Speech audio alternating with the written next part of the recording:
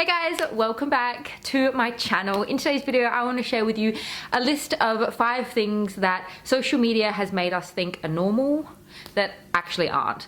These are things that I don't believe to be normal or things that are like in the majority or a majority of people do or experience. And I think that social media's kind of warped our idea of normality and reality.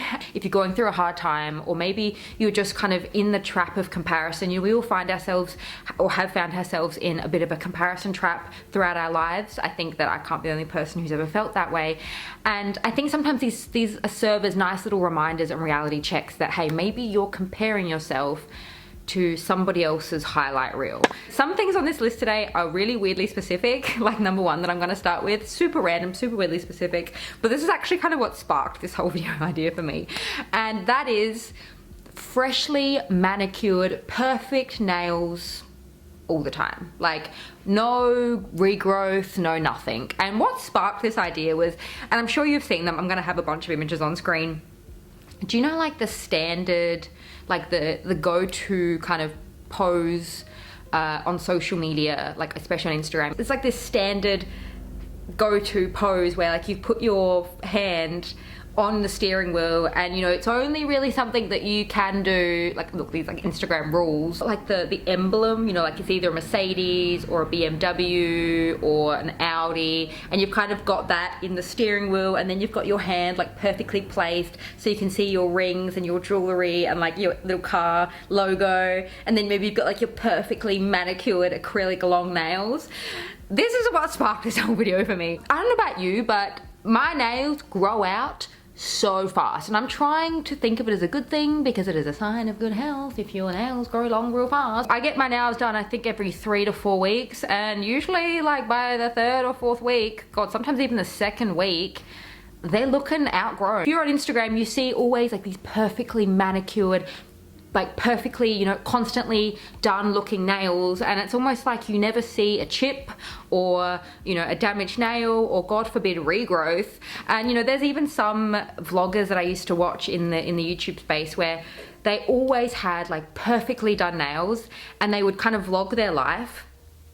And I was convinced that their nails just never grew because they never had regrowth that happens if you get like, gels or shellacs or acrylics or anything like that. This is like a very strong reminder to me that Instagram is not reality, and, maybe you don't have the time. Like sitting in a nail salon or going to an appointment to get your nails done can take like a good hour or 2 hours. And some weeks you just don't have the time. Some weeks you can't get in. And I think that sometimes when we scroll too much on Instagram or we watch too many like vloggers who kind of orchestrate and just kind of appear to have this perfect life, it looks as if they don't actually ever have regrowth. And I'm just here to tell you that it's not reality. Number 2, flying business or first class. Now, depending on what kind of content you consume or what kind of content you are served on the algorithms of YouTube and Instagram, it seriously looks like most of the population flies business or first class. Like if you're consuming a lot of content, it can almost like warp your brain to think that it's kind of normal and expected for people in their like early to God, even just in their 20s and even 30s. I mean, regardless of your age, like it's almost seen as like normal. 100% transparency. I just want to be 100% transparent that I have flown business, I've flown first class on a number of occasions, and I am well aware that it is not normal, okay? It's not a normal part of my routine. It's not normal. I refuse to believe it's normal, and I hope, like I know this may sound a bit strange, but I almost am glad that I don't think it's normal, and I'm glad that the few times that I still fly first class and business, it still excites me. And I actually hope that I never get to a point where it doesn't excite me. Like I genuinely hope for me that I never get to a point where it's not exciting to me. I hope to God that I never lose that excitement. Social media definitely does portray this image of, oh, like if you're not flying business or first class, it's like something must be wrong with you, like you're not doing very well. And I think social media has made us think it is. I mean, there's actually entire sets that are literally designed to look like a private plane or a first class cabin where people can pay and sit in there and take photos for their Instagram, okay? It is all warped. It's warped and it's not real. It's not normal. There's an author that I know that I've read a few of her books, and she came to Australia to do a few talks and a few workshops around the country. And this woman, I'm like quite certain, is a multi-millionaire, and she flew to Australia, and obviously it's a long flight, so I'm pretty sure she would have flown, you know, like first. I saw her posting on her Instagram when she was traveling from city to city around Australia. She was on Jetstar economy, more of like a budget airline, if you will.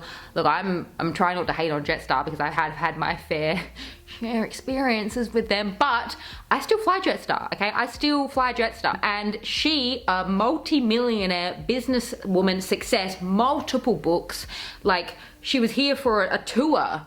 She was flying economy Jetstar, okay? So I think that sometimes, like, especially if you're in your 20s, our idea of what's normal is kind of warped, especially when you see like 20-year-old socialites, women in their 20s, you know, rolling around on their first class flights.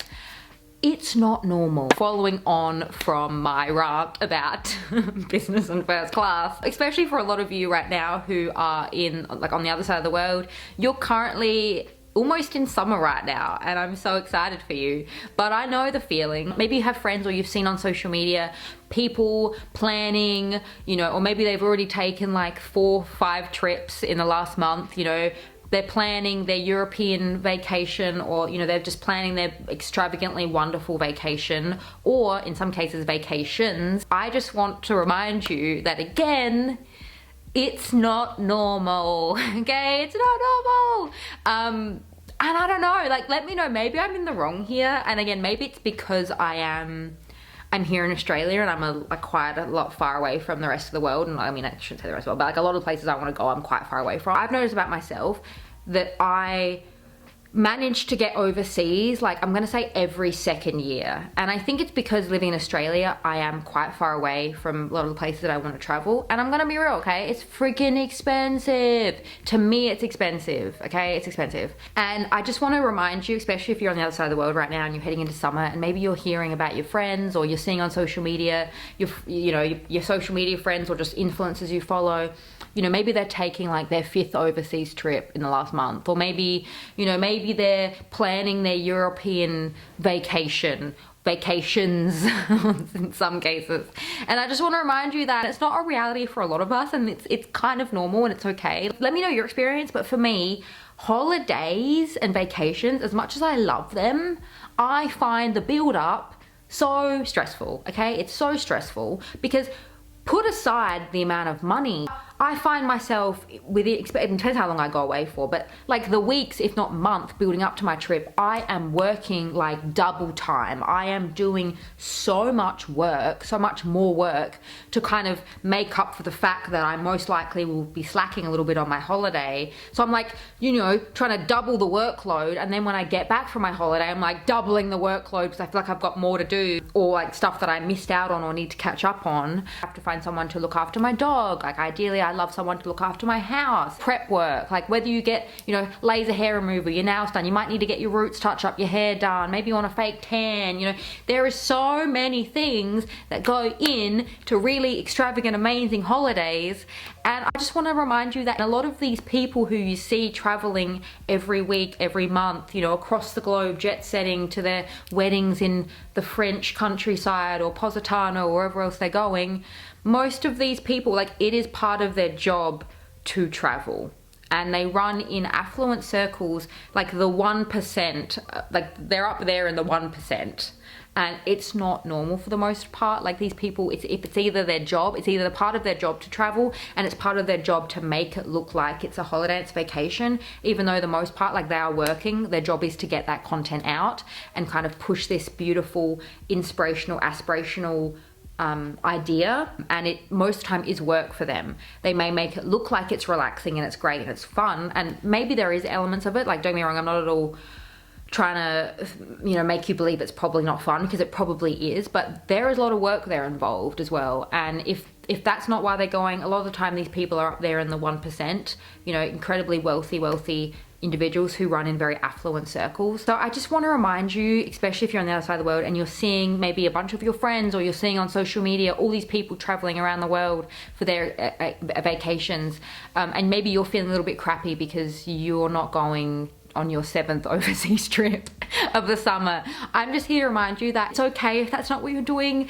because if you're anything like me and my personality, that's very stressful. I think social media has painted this picture that like going on a European holiday every year is normal, when for a lot of people it's not. And if you're one of those people, don't worry, I'm right there with you, okay? It's not at all normal for me personally. Number 4, this one, some of you may disagree, and that's totally fine. Share with me your thoughts in the comments down below. But as someone who used to be an avid, very much like unhealthily addicted shopper, I was heavily addicted to shopping. I think now looking back on it, I just want to remind you that a new handbag every week is not normal. I mean, hell, I'm even gonna go so far as to say a new handbag every month is not normal. Okay, I still get served certain reels and TikToks on my social media, on my platforms, and I get people saying like, oh, like I've bought, you know, 7 luxury handbags this month, and I'm gonna tell you what I think of them and rank them from my favorite to least favorite.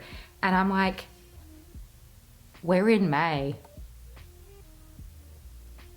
We're in May. We're in the 5th month of the year, and like, it's not normal. Like, it's not. And I know some of you may disagree with me. This is my opinion now. This is where I stand on it. I don't believe it's normal. I used to be in that. I used to be someone who would literally buy, like, so there were some years throughout my 20s where I would look at the end of the year, I'd get to the end of the year and I'd be like, oh my God, I've bought 12 bags this year. That equates to 1 bag a month.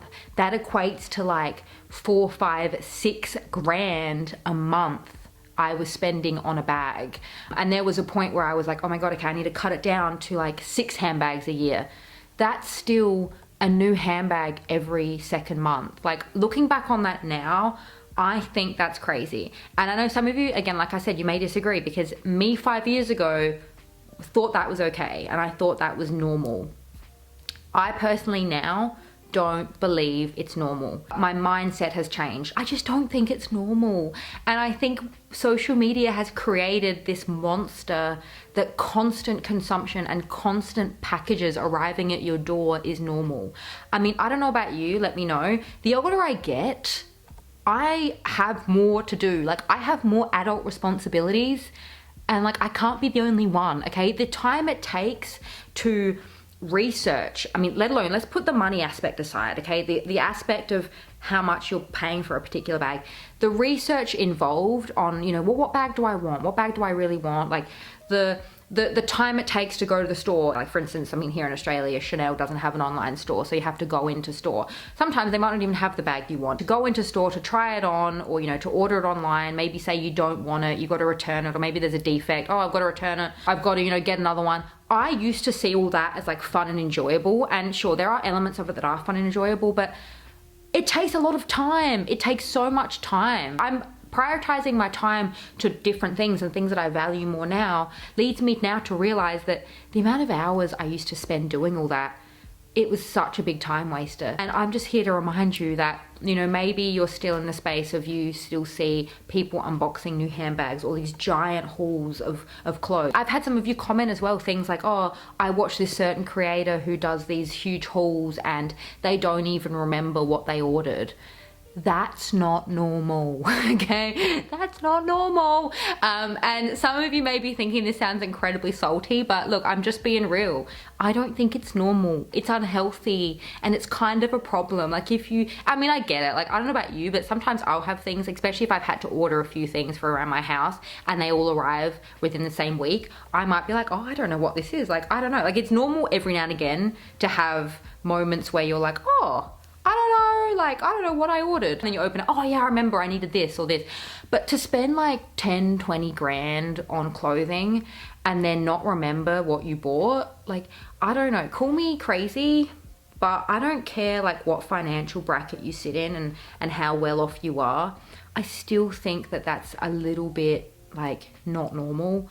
And it's very, I personally believe, I mean, let me know, comment down below. I think that that's something that people who obviously work in fashion work in the high spheres of the influencer world, that's something that is only really normal in their world. Look, I don't run in affluent circles, but I do know a few people who are quite well off, and those people work really hard for their money, and also they're not out here spending their money in very ridiculous ways. And if they do buy something very lavish, they usually remember that they ordered it. They remember they bought it. They're very smart with their money.